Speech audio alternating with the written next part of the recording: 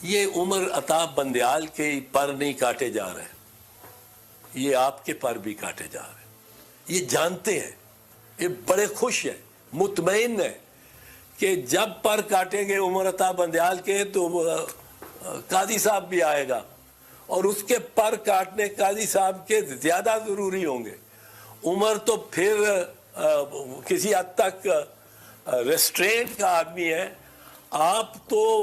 فل jurisdiction کو استعمال کرنے کہ اور جورسڈکشن کو ایکسپینڈ کرنے والے جج ہیں، جو کہ جج میں خوبی سمجھی جاتی ہے، جج میں خوبی سمجھی جاتی ہے۔ تو آپ یہ دیکھیں کہ آپ کو یہ جو زنجیریں آج باندھی جا رہی ہیں چیف جسٹس آف پاکستان کے پیروں میں، یہ آپ کو ورثے میں ملیں گی۔ اور آپ جیسا جج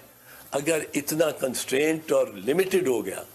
تو وہ اس کا بڑا نقصان ہوگا پاکستان کو اور قوم کو۔ آپ اس میں نہ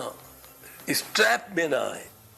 اور آپ کے دوست بھی اس ٹریپ میں نہ آئیں۔ ان میں سے ایسے لوگ ہیں جو میں سوچتا ہوں کبھی نظریہ ضرورت کے ساتھ نہیں کھڑے ہو سکتے، لیکن دانستہ اور غیر دانستہ طور پہ وہ اس وقت نظریہ ضرورت کے خلاف اور چیف جسٹس منیر کی وراثت میں کھڑے ہیں، وارثوں میں کھڑے ہیں۔ اور جبکہ عمر عطا بندیال، اور آپ کو اس کے ساتھ ہونا چاہیے، عمر عطا بندیال اس وقت اس بحث میں